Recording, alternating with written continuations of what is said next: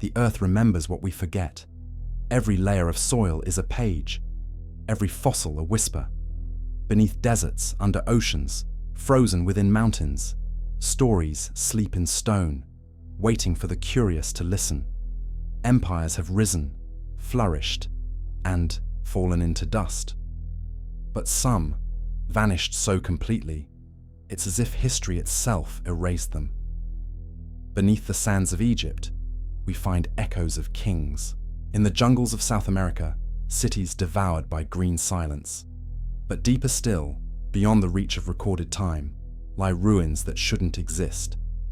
Structures older than civilization, carved with intelligence that defies explanation. These are not myths told around fires. These are discoveries buried under centuries of denial, of fear, of awe. The Earth hides its memories well.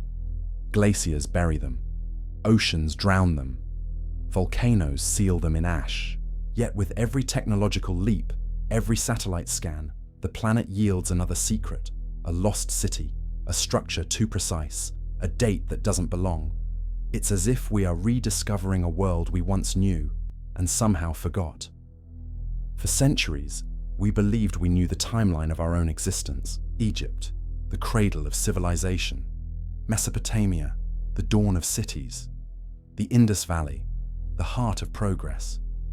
But what if these were not beginnings, only restarts? What if humanity's story has been told before, countless times, erased and rewritten after each fall? Across continents, myths speak of the same cataclysm.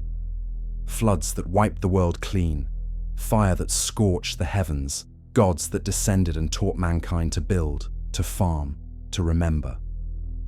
Yet, when we dig deep enough, we find something unsettling.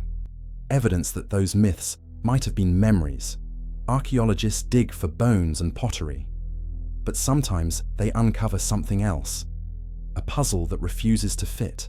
A relic that rewrites the script of human history. A city that predates its own tools. A civilization that appears from nowhere, already advanced. If our world has lived many lives, where did the others go? What silenced them? And more hauntingly, what if they never truly left? Because every mountain hides a story. Every ruin is a wound that never healed. The Earth has buried its empires, but not their shadows. And tonight, we'll follow those shadows through ice, stone, and memory to the edges of the impossible. This is not just history. This is revelation. And as we descend through the forgotten layers of time, one truth begins to whisper through the silence. Some civilizations were never meant to be found. Welcome to the countdown of the 15 lost civilizations that shouldn't exist. Number 15. The city beneath the ice. Antarctica's hidden ruins. The ice never melts here. It moves like a living thing, slow, immense, ancient. Beneath it lies a silence so complete it feels sacred. For millions of years, Antarctica has been a white desert, untouched, unreachable, eternal. But now satellites are beginning to see through it, and what they reveal shouldn't exist. In 2016, thermal scans and radar imaging began picking up strange anomalies beneath the ice. Perfect geometric shapes. Triangular formations aligned in a pattern too deliberate to be natural. Scientists called it glacial deformation, the ice folding itself into illusions. But others saw something different. Beneath miles of frozen crust, they saw structure, order, design. From orbit, certain ridges appear as smooth-sided pyramids, symmetrical, equilateral, impossibly precise.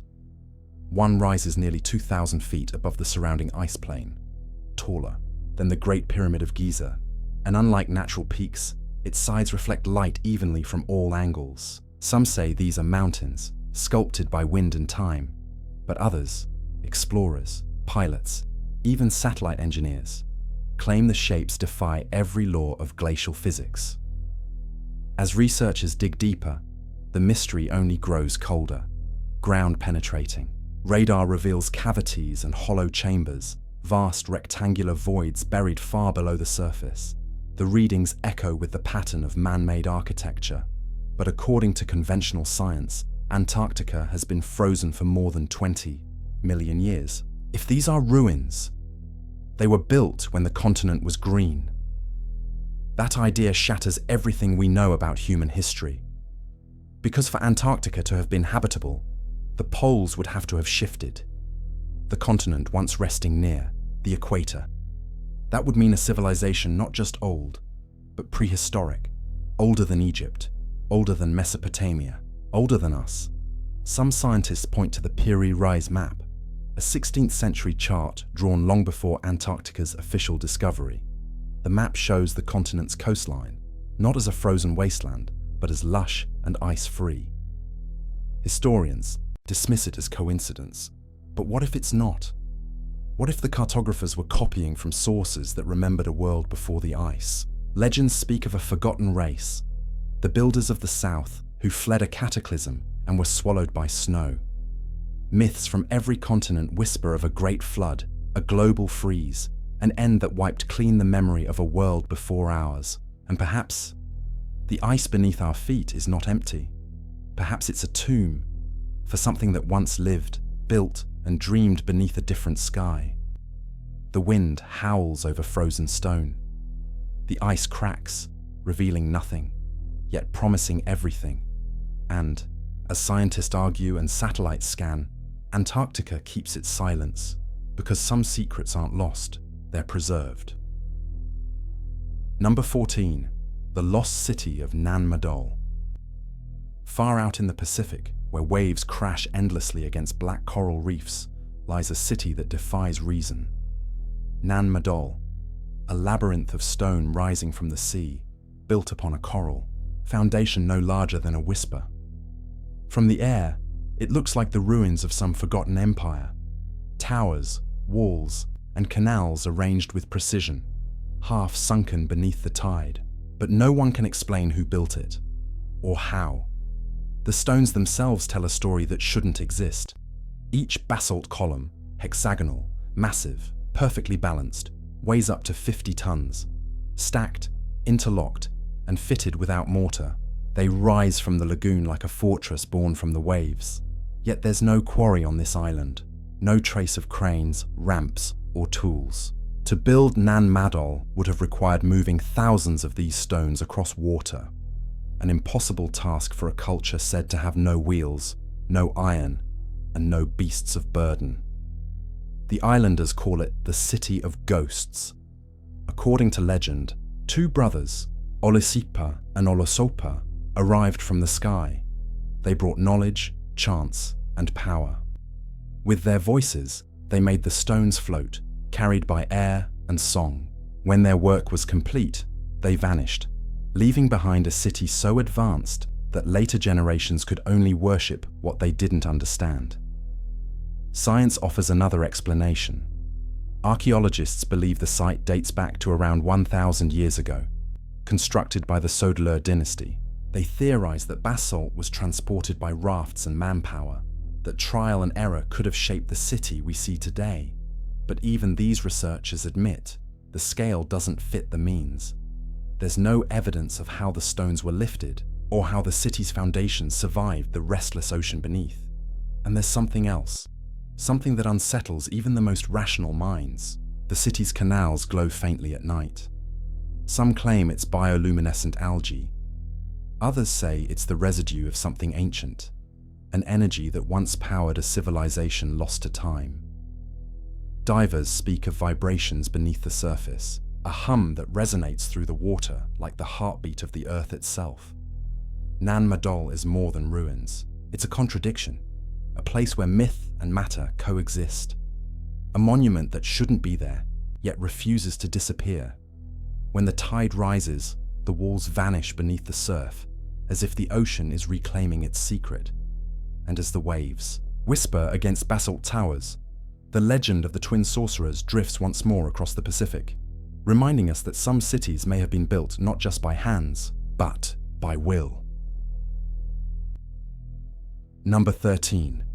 The Builders of Göbekli Tepe, high on a dusty hill in southeastern Turkey, where the horizon blurs into the desert heat, lies a place that should not exist. Göbekli Tepe, the world's oldest known temple.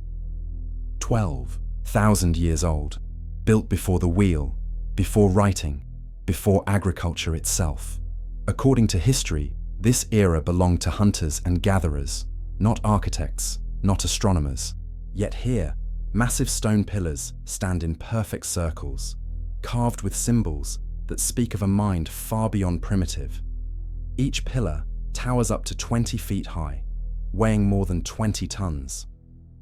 They're arranged with mathematical precision, aligned to constellations that glittered above an Ice Age sky. Lions, vultures, serpents, and scorpions are carved into their surfaces, not as decoration, but as language. A silent code. A story written in stone long before humans learned to write. Archaeologists first stumbled upon it in 1994, expecting nothing more than another Neolithic village. What they uncovered instead was a revelation. Architecture that shouldn't exist for another 6,000 years. And that was only the beginning. Beneath the sand, the hill hides dozens of circular enclosures still buried, untouched, waiting. Whoever built this site wasn't improvising. They were remembering. The mystery deepens when you realize what came after. Shortly after its construction, Göbekli Tepe was deliberately buried, sealed under layers of soil by the very people who built it. No invaders, no natural disaster. They entombed it on purpose, as if to protect a secret humanity wasn't ready to remember. Scientists call it a ritual closure. Others believe it was an act of fear, an attempt to hide knowledge too powerful or too ancient to survive. The tools found here offer no answers. Flint knives, stone hammers, nothing capable of carving the limestone with such finesse. No homes nearby, no farms, no villages to sustain workers of such magnitude. So who built it, and why? Some researchers propose it was the birthplace of civilization, that religion and community began here, not in Sumer or Egypt. But a growing number of scholars whisper another theory, that Göbekli Tepe is a remnant, not a beginning, a memory of a world that fell, passed down through survivors who remembered how to build, how to align, how to remember the stars. When night falls over the hill, the pillars cast shadows across the dust like sundials frozen in time. The air hums, with silence, an ancient, knowing kind of quiet. And as the wind moves through the stones, it almost sounds like chanting. Göbekli Tepe doesn't rewrite history, it reminds us that history may have started over. Number 12. The Pyramids of Caral. Long before Egypt raised its first pyramid, before the Mayan jungles stirred with drums, a city of light and silence thrived in the dry valleys of Peru. Caral, the oldest known city in the Americas. Its pyramids rose nearly 5,000 years ago. At the same time, the stones of Giza were being placed. But here, there were no pharaohs, no armies, no conquests, only harmony, and an impossible kind of perfection. The Super Valley is barren, now. A sun-bleached desert where wind whispers across forgotten ruins. But once, it was alive. Terraces of crops, plazas humming with music, fires flickering atop stone platforms. 6 massive pyramids dominate the landscape, each one geometrically precise, built of cut stone and woven reed. Their alignment to the stars hints at a cosmic understanding few ancient cultures ever reached. Yet Caral's people left behind no weapons, no fortifications, no signs of fear.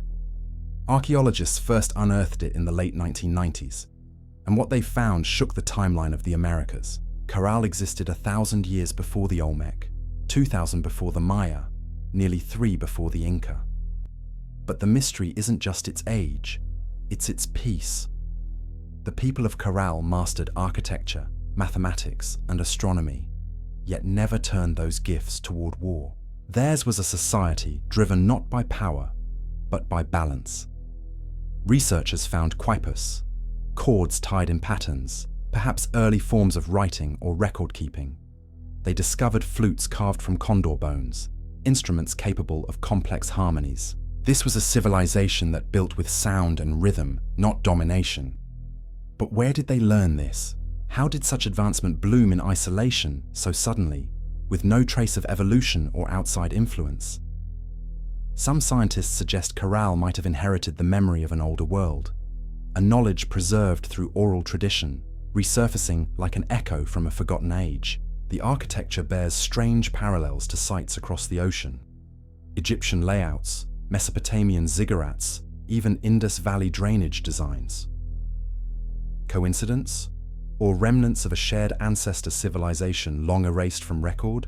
Today, as the desert sun bleeds over Caral's pyramids, the ruins seem to glow faintly, as if the stones still hum with the songs once played upon them. The wind carries those echoes, gentle, ancient, full of longing. Caral remains a paradox, proof that humanity could reach enlightenment without bloodshed, that greatness doesn't require war. But its silence holds another mystery. Why did they vanish? The sands cover their streets, the music stopped, and the pyramids wait, like instruments, for a hand that will never play them again. Number 11. The Forgotten Engineers of Baalbek. In the ancient city of Baalbek, Lebanon, the ruins rise like thunder frozen in stone. The Temple of Jupiter dominates the horizon, colossal columns piercing the sky, resting upon foundations so immense that even today's cranes would groan to move them. But it isn't the temple that baffles the world. It's what lies beneath it. Hidden at its base are three stones known as the trilithon, each weighing more than 800 tons, perfectly fitted, seamless, unmovable. Modern engineers admit, with today's technology, lifting and aligning such blocks would be a challenge of monumental scale. Yet someone, thousands of years ago, not only moved them, they placed them with precision that defies logic. The Romans built their temple atop this platform, but they never claimed the foundation. In fact, the stones were already ancient by the time Rome was born. Archaeologists can't agree on their age or who first cut them. Some believe they belong to an earlier culture, one lost to time, one that possessed knowledge of stone and gravity we can no longer replicate. Walk through Baalbek, and the air itself feels heavy.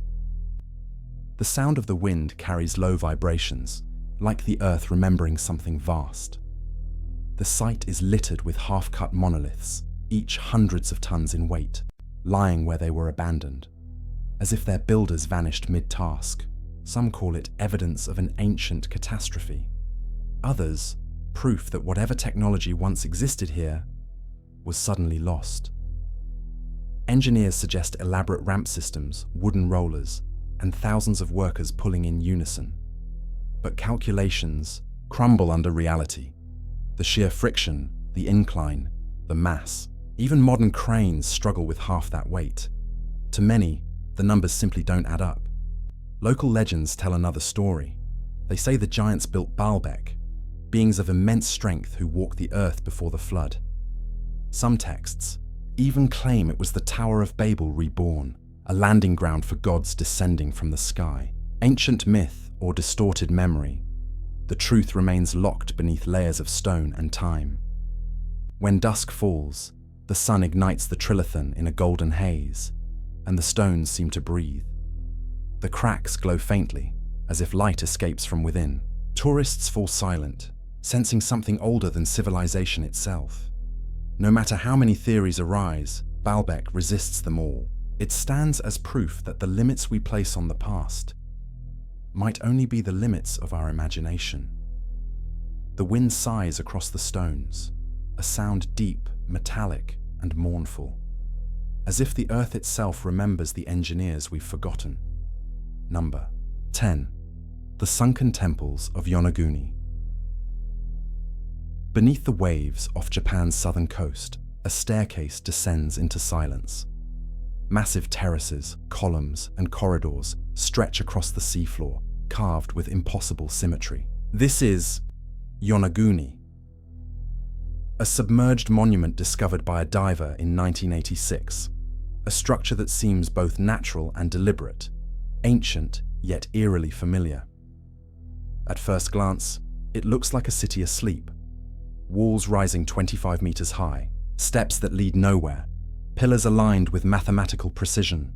The currents sweep across them like wind over forgotten ruins. Fish dart through what seem like doorways, and coral clings to edges too sharp, too straight to belong to nature alone.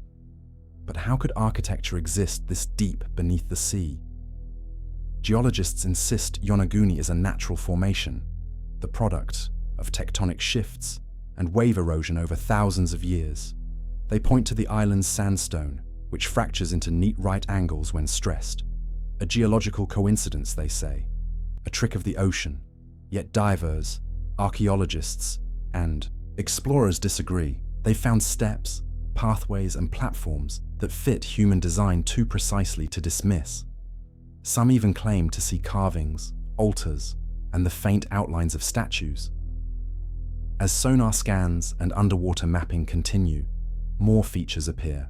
What looks like a grand staircase facing true north, an open plaza, and channels that mirror the design of ancient Japanese temples. If Yonaguni is man-made, then it sank at least 12,000 years ago, at the end of the last ice age, when sea levels rose and swallowed entire coastlines. That would make it older than any known civilization on Earth. How could Ice Age, people, thought to be nomadic hunters, have created such monumental architecture? The question strikes at the very core of human history. Was Yonaguni a ceremonial site, a city, or perhaps a remnant of a lost civilization that perished when the oceans rose? Some researchers even link it to the myth of Mu, a Pacific Atlantis, said to have vanished beneath the waves after a great flood. But the ocean is a jealous keeper of secrets. Visibility fades, currents shift. Each new dive raises more questions than answers. The structure refuses to tell its story.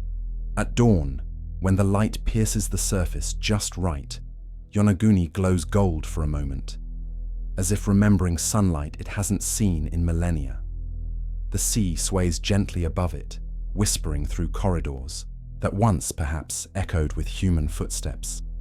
If Yonaguni truly was a city, then history itself lies drowned, and the ocean, it never gives back what it takes. Number 9. The underground city of Derinkuyu, in the heart of Turkey's Cappadocia region, where the landscape ripples like frozen smoke, a secret sleeps beneath the earth. Locals once thought they knew every inch of their land, until a man renovating his basement in 1963 struck open a wall and found a tunnel. Behind it, a passage spiraled down into darkness, then another, then dozens more. What he uncovered would rewrite archaeology. Beneath his home lay Derinkuyu, an entire city carved underground. Not a bunker, not a cave, a city. Chambers, kitchens, stables, wineries, chapels, all connected through miles of tunnels descending 11 stories deep. The deeper archaeologists went, the stranger it became. Air shafts plunged hundreds of feet to ventilate the city. Stone doors, weighing half a ton each, could seal off entire levels from intruders. At full capacity, Derinkuyu could have housed more than 20,000 people, along with their livestock, food stores, and water supply. Who built it? No one knows. The Hittites, the Phrygians, the early Christians. Each theory collapses under the weight of evidence. Tool marks suggest incredible precision. Ventilation design implies advanced engineering. The structure's sheer scale, all excavated by hand, seems beyond the reach of any known ancient culture in the region. Even stranger, there are no inscriptions, no records, no symbols to mark its creators. It's as if the city was never meant to be remembered. When the first explorers ventured through Derinkuyu, the air felt unnaturally still. The walls bore signs of smoke and ancient fire, as if the place had been used, abandoned, and sealed long ago. Scientists estimate parts of it may date back to 8000 BC, long before organized civilizations supposedly existed. Yet every corridor fits a purpose: defense, survival, secrecy. Was Derinkuyu a refuge from invasion, a sanctuary from cataclysm, or the remnant of a civilization that lived underground for reasons lost to time? Some suggest it was protection from celestial disasters, a place where people hid from fire raining down from the sky. Others point to myths of beings who lived beneath the earth, the children of the deep, spoken of in Sumerian and Anatolian legends. The silence inside Derinkuyu is absolute. Voices vanish. The walls seem to drink in sound. It's said that after hours below, explorers start to feel watched, as though the tunnels themselves remember who once walked them. Even today, archaeologists have not mapped every passage. Many tunnels are sealed, leading to unknown depths or other undiscovered cities connected beneath Cappadocia. Some locals whisper that Derinkuyu isn't a city at all, but a gateway. A gateway to a civilization the world forgot, or one that never wanted to be found. Number 8. The magnetic ruins of Sacsayhuamán. High above the Andean city of Cusco, where the air hums thin and sharp, a fortress of impossible stone dominates the horizon. This is Sacsayhuamán, a structure so old that even the Inca, masters of the mountains, claimed they did not build it. They said it was the work of the gods. The walls rise in vast zigzag patterns, interlocking with precision no chisel can explain. Some stones weigh more than 300 tons, each cut into irregular puzzle-like shapes that fit together with zero mortar. They don't just connect, they lock, twist, merge. It's as if the stones were softened and molded like clay before being left to harden under the sun. Even earthquakes, which frequently shake the Andes, have never moved them. The entire fortress flexes and absorbs vibration like a living thing. Walk among the walls and you'll feel something strange. A faint pull, a whisper of static in the fingertips. Tourists report compasses spinning wildly near certain blocks. Some say the stones are magnetized, holding energy, memory, or charge. Science hasn't confirmed it, but the sensation is undeniable. Archaeologists attribute the site to the Inca, dating it to the 15th century. Yet evidence suggests the foundations are far older. Weathering patterns on the lower stones differ drastically from the upper layers, implying that the base predates the Inca by thousands of years. If true, the fortress may belong to a civilization that vanished long before recorded history, one whose technology and understanding of stone remain beyond our grasp. The question that haunts every visitor is simple. How? How were these blocks cut, shaped, lifted, and perfectly fitted without iron tools, wheels, or mortar? Some researchers point to primitive methods: carving, grinding, patience. But even with modern equipment, reproducing the interlocking design at this scale would be nearly impossible. Ancient legends tell of Pyramids, Viracocha, the great creator god, who commanded giants to move the stones as if they were feathers. Others speak of sound, tones and vibrations that could lift rock by resonance, theories that blur the boundary between myth and lost science.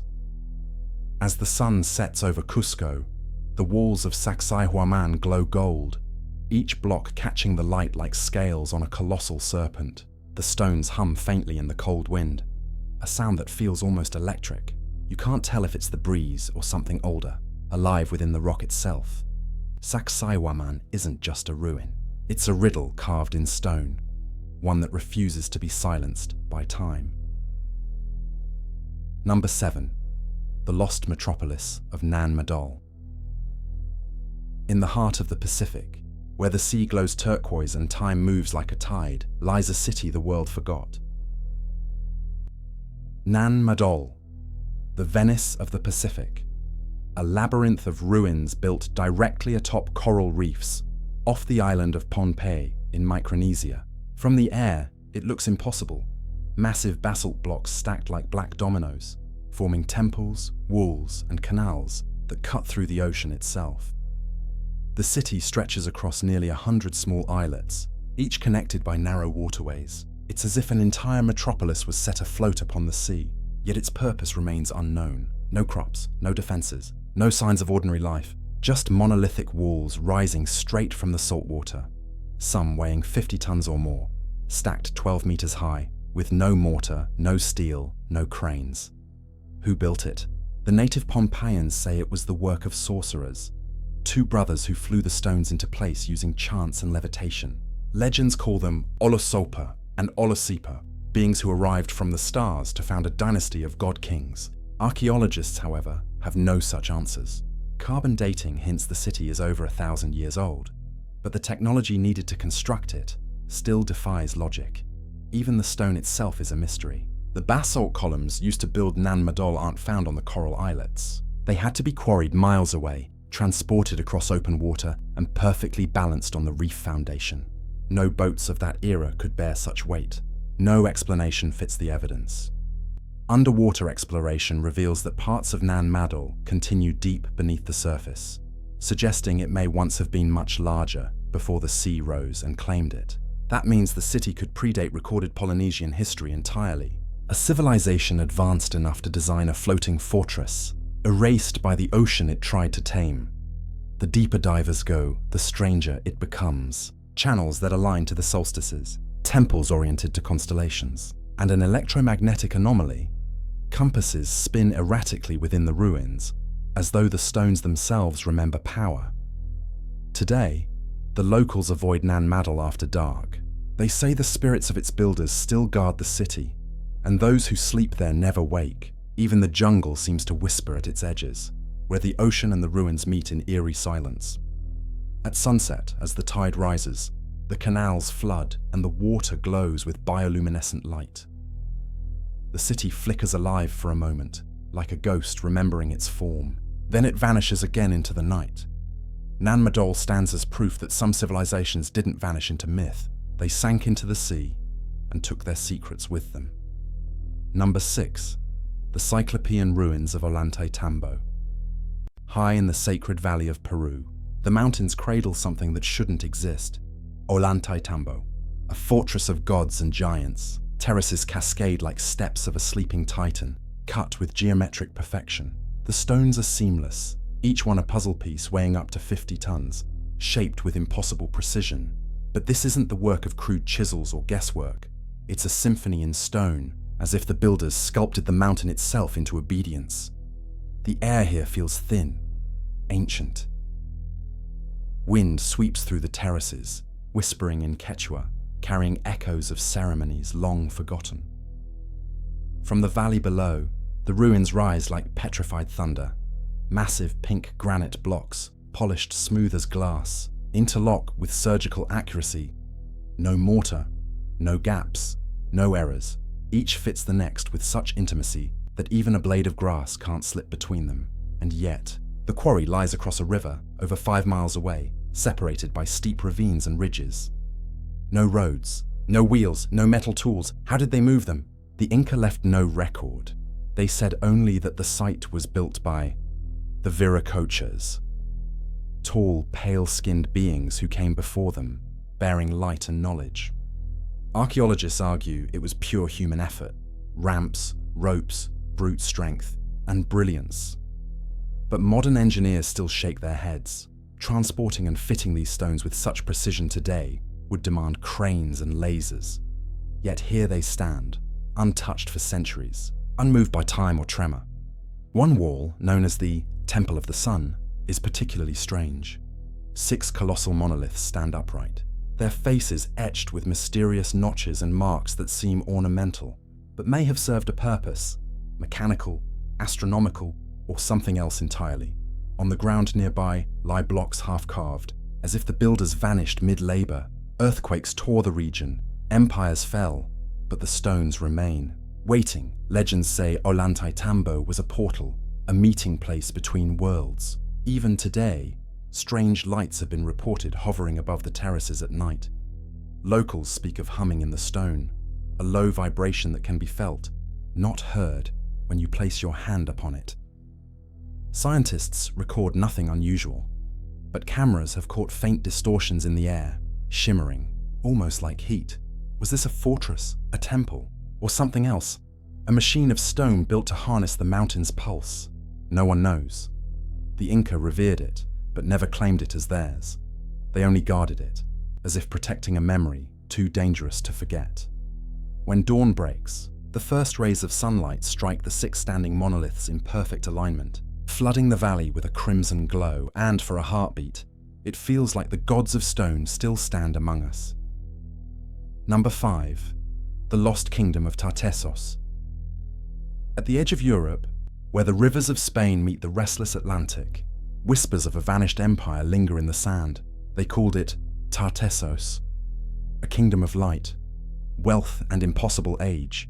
Ancient Greek sailors spoke of its golden walls and silver rivers, of kings who dined from cups of electrum and traded with nations that no longer exist. But then, one day it was gone, swallowed by the tides, erased from history, leaving behind only fragments of a name. The air along the Guadalquivir estuary feels different. Heavy, charged, as if the ground remembers. Beneath the marshlands, sonar scans reveal ghostly geometric patterns. Foundations, walls, circular enclosures buried deep beneath the mud. Archaeologists dig carefully, their hands brushing stones no one has touched for 3,000 years. Bronze ornaments, inscriptions in unknown scripts, fragments of temples that don't match any known culture. It's as if Tartessos wasn't merely lost, but deliberately hidden. Ancient historians couldn't agree on where the kingdom stood. Herodotus wrote of it as a place beyond the Pillars of Hercules, modern-day Gibraltar, where the sun set over a city rich with metals and mystery. Some say it was the first great European civilization, trading tin and gold before Greece was even a dream. Others believe Tartessos wasn't just real, it was Atlantis by another name.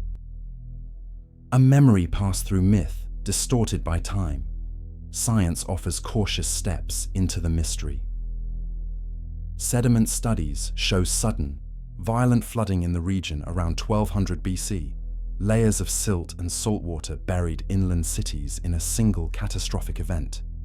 A tsunami, perhaps triggered by earthquakes along the Azores Fault, but local legend speaks of divine punishment, of a city that defied the gods with pride and was drowned in a single night of thunder and flame. It's a pattern the ancient world knew too well, a story told and retold across continents. Even today, the marshes still shift with the tide, revealing strange stones at low water, roads that lead to nowhere, walls that vanish beneath the waves. Fishermen tell of glowing lights beneath the surface, flickering like lamps from another age. Divers have reported the faint sound of metallic humming near the submerged ruins, as if something beneath the mud still breathes.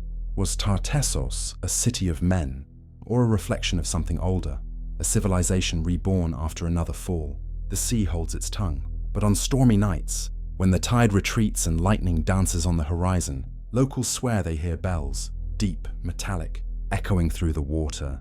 They call it the ringing of Tartessos, a reminder that even the greatest empires can drown, but never truly die. Number 4. The ruins of Puma Punku. High in the Bolivian Andes, nearly 13,000 feet above sea level, lies a ruin that seems to mock time itself. Puma Punku, the door of the Puma. A temple so ancient, so precise, that even modern engineers struggle to explain it. Its stones lie scattered like the remnants of a forgotten machine, colossal blocks weighing hundreds of tons, carved with perfect angles and flawless symmetry. Each one looks less like architecture and more like engineering. The air here feels electric, almost alien. Wind sweeps across the altiplano, carrying whispers that sound like grinding stone. The ruins sit within the larger complex of Tiwanaku, a cradle of Andean civilization. But Puma Punku feels older, stranger, and out of place. Blocks of red sandstone and andesite, fitted together with laser-like precision, are sliced with interlocking grooves, not chiseled, but machined. Some of the H-shaped blocks fit together so perfectly that even after thousands of years of erosion, their edges remain sharp enough to draw blood. Archaeologists say the site dates to around 500 AD, but radiocarbon analysis of nearby soil tells another story, suggesting the site could be over 12,000 years old, long before the rise of any known Andean culture. If that's true, Puma Punku wasn't built by the Tiwanaku at all. They simply found it, repurposed it, and worshipped what was already there. Who then carved these impossible forms? How did they move 100-ton stones from quarries miles away, across the high plains without wheels, beasts of burden, or iron tools? Modern experiments have tried to recreate the precision, cutting stone with diamond-tipped drills, lasers and computer-guided saws. Even with technology, the results fall short. Some researchers suggest the builders possessed a lost technique for softening stone, transforming rock temporarily into a malleable state, shaping it like clay, and then hardening it again.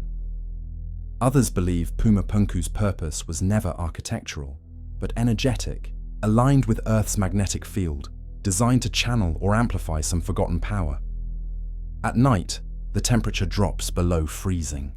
Stars spill across the sky, and their reflection seems to shimmer along the polished faces of the stone.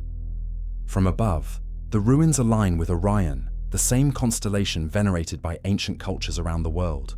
Coincidence or shared memory? Locals say the gods built Pumapunku in a single night, beings of light who descended from the heavens and shaped the stones with sound. Science calls it myth, but the silence here hums too perfectly, too deliberately, to be empty. Perhaps the ruins are not broken, but waiting. A machine dismantled long ago, still humming beneath the mountain winds. Number 3. The mysterious ruins of Sacsayhuamán. High above the ancient city of Cusco, where clouds drift through thin air and the sun strikes gold across the Andes, rise the walls of Sacsayhuamán, a fortress that shouldn't exist. Massive zigzagging ramparts of stone stand as if carved by gods, each block locked so tightly against its neighbor that not even a razor can slip between them. Some weigh over 300 tons, yet they fit together with an artistry that feels alive, not built, but grown. The mountain hums here. Wind rushes through the terraces, like breath between sleeping giants. The stones curve and twist, not in straight lines, but in perfect harmony with the landscape, following natural contours, as though the builders sculpted the earth rather than forcing it to obey. From above, the fortress forms patterns: the head of a serpent, the wings of a bird, a mirror to the constellations above. The Incas said it was built by the gods of lightning, who shaped the stones in a single night. Historians dismiss it as myth, but even modern engineers pause when they stand before these walls, because logic alone cannot explain them. Archaeologists tell us the Inca carved and fit each stone by hand, using hammerstones and endless patience, but these blocks are andesite and diorite, rocks harder than steel. Tools required to cut and polish them to this perfection simply did not exist in the 15th century. The angles are curved, convex, and concave, interlocking in ways that absorb seismic shock, so precisely engineered that earthquakes that leveled Cusco left Sacsayhuamán untouched. No mortar, no metal, no collapse in 500 years. Some researchers believe Sacsayhuamán is far older than the Inca, a remnant of a forgotten civilization whose knowledge the Inca inherited and expanded. Upon radiocarbon testing on nearby foundations reveals earlier layers of construction buried deep below the Inca's own additions, like echoes of time layered in stone. Others suggest that the fortress wasn't military at all, but energetic, a place where earth currents converged, a resonant chamber for ceremony, astronomy, or even communication with the stars. At dusk, when lightning strikes the Andes, the stones of Sacsayhuamán seem to pulse, reflecting the sky's electric veins across their ancient surfaces. Locals claim they can feel the vibration under their feet, a deep thrumming that feels almost alive. And sometimes, when storms roll low and thunder shakes the valleys, the walls appear to flicker faintly, as if remembering the hands that built them. No matter how long the world stares at Sacsayhuamán, it refuses to reveal its truth. Was it a fortress, a temple, or a message written in stone? The mountain knows, and it isn't speaking. Number 2, Atlantis. It began as a story, a memory whispered through the ages, an island empire beyond the Pillars of Hercules, vast, radiant, and advanced beyond comprehension. Atlantis. Plato described it not as legend, but as history, a real kingdom that fell beneath the sea in a single night of fire and flood. For centuries, it was dismissed as philosophy, a moral tale. But now, the ocean itself seems to be answering. The waters off Spain and North Africa conceal strange shapes beneath the sand. circular formations, vast concentric rings, faint as scars on the ocean floor. In southern Spain's marshlands, satellite scans reveal a pattern too precise to ignore, a perfect series of circles near the ancient port of Cadiz. Others point to the Azores, where volcanic plateaus rise from deep trenches, their edges shaped like city walls, and off the coast of Morocco, divers report long, straight roads paved with massive stones, vanishing into the abyss. Plato's description was eerily specific, a central island surrounded by alternating rings of sea and land, with canals stretching to the ocean and temples of white, black, and red stone. To him, Atlantis was not fiction, but memory passed down from Egypt's priests, recounting an empire that existed 9,000 years before his time. If true, it would make Atlantis older than any known civilization, older than Sumer, Egypt, or the Indus Valley. Scientists tread carefully. Geologists point to shifting plates, ancient tsunamis, and the gradual drowning of coastal lands after the Ice Age. Archaeologists uncover ruins of once coastal cities now submerged. Doggerland in the North Sea, Pavlopetri in Greece, Heracleion in Egypt, entire worlds erased by rising tides. Could Atlantis have been one of them, or all of them, combined into a single memory of humanity's first great fall? The story repeats across continents. Every culture remembers a flood, the deluge of the Maya, the sinking of Lemuria, the flood of Noah. Different names, same ending. A civilization proud of its mastery, punished by the sea. Is it allegory or shared memory of a real catastrophe that reset the world? Beneath the Atlantic's restless waves, sonar scans capture fleeting outlines, temples, steps, and corridors swallowed by darkness.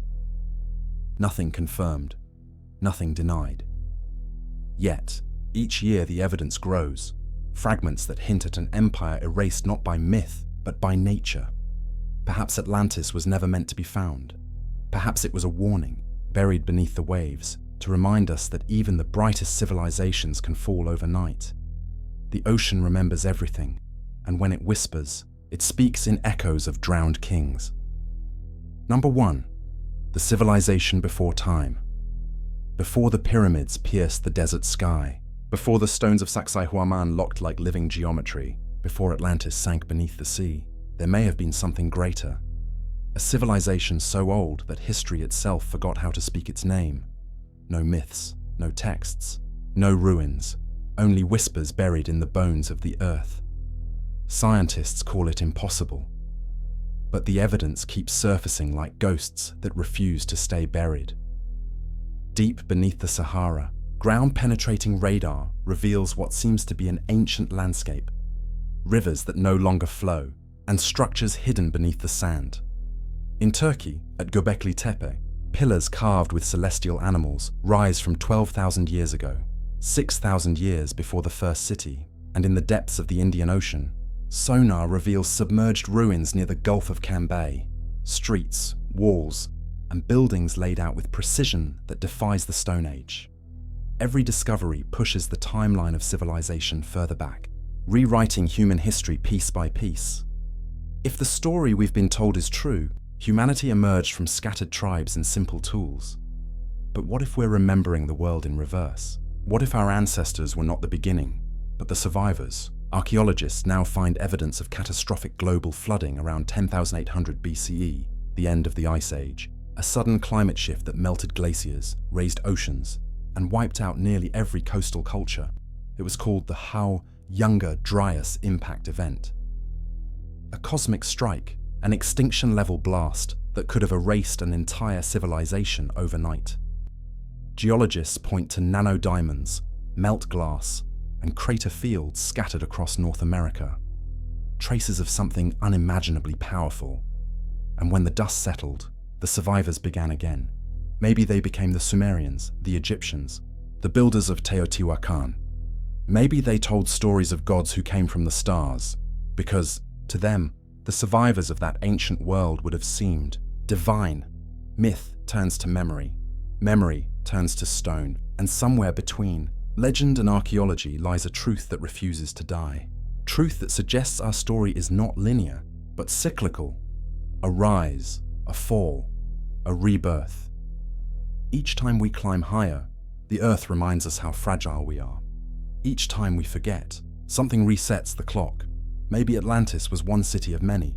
Maybe Sacsayhuamán, Göbekli Tepe, and the pyramids are the surviving fragments of a forgotten age. An age that reached too far, too fast. If so, the question is no longer if a civilization came before us, but how many times it has already happened. Because in the layers of the Earth, we can almost hear it, the heartbeat of a world that came before time. And if history repeats itself, maybe we're next. Across deserts and oceans, beneath jungles and ice, humanity keeps stumbling upon ruins that rewrite everything we thought we knew. Each discovery whispers the same haunting truth. We are not the first to rise, nor will we be the last to fall. From the lost stones of Sacsayhuamán to the sunken rings of Atlantis, from Göbekli Tepe's pillars to the silent city beneath Antarctica's ice, they all tell one story, told in different languages, carved in different eras, a story of brilliance and loss. Maybe these civilizations weren't isolated miracles. Maybe they were chapters in the same ancient book, a book that Earth keeps trying to close. Every era that climbs too high eventually disappears beneath water, sand, or ash, and all that remains are fragments, stories mistaken for myths, warnings mistaken for dreams. The pattern is unmistakable: a rise in knowledge, a sudden catastrophe, a reset, then silence until the next dawn. It's as if the planet itself breathes civilizations in and out, exhaling one world so another can begin. We too are part of that rhythm, builders standing on forgotten bones, racing toward the same unknown horizon. Science tells us to question myth, but myth has been trying to warn science all along. It speaks of floods, fire, celestial punishment, and gods that walk among men. Yet, beneath the poetry, a cold truth hums. The past may not be dead, it may simply be buried. And perhaps what we call progress is only the rediscovery of what the ancients already knew. As satellites scan deeper, as drones explore caverns untouched for millennia, and as oceans give up their secrets, we inch closer to a revelation too vast to ignore, that somewhere in the ruins of time lies proof that our species has lived this story before. And if we have, it means the fall is not a question of if, but when. So, the next time you walk among ruins, touch the stone and listen. Beneath the silence, you might feel it, a pulse, faint but steady, the heartbeat of worlds long gone, worlds that remind us that time doesn't erase history, it only hides it, because in the end, the Earth doesn't forget. It remembers, and it's still waiting for us to remember too.